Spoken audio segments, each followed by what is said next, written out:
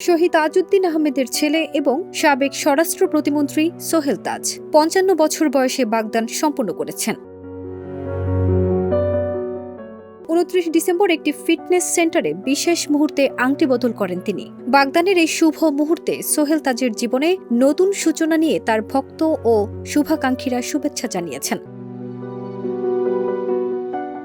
সামাজিক যোগাযোগ মাধ্যম ফেসবুকে শেয়ার করা একটি ভিডিওতে দেখা যায় সোহেল তাজ হাঁটু গেড়ে কনের হাতে আংটি পরিয়ে দিচ্ছেন। ঘটনাটি ঘিরে উপস্থিত সবাই উচ্ছ্বাস প্রকাশ করেন এবং হাততালি দিয়ে মুহূর্তটি উদযাপন করেন।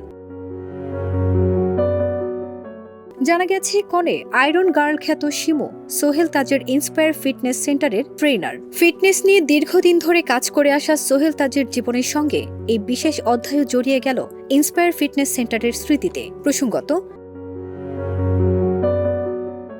সোহেল তাজ বাংলাদেশের রাজনীতিতে একজন উল্লেখযোগ্য ব্যক্তিত্ব। তিনি সাবেক স্বরাষ্ট্র প্রতিমন্ত্রী হিসেবে দায়িত্ব পালন করেছেন এবং ফিটনেস নিয়ে সচেতনতা বাড়াতে সক্রিয় ভূমিকা রেখেছেন। ফারজানা নিকিতা, দেশ রূপান্তর।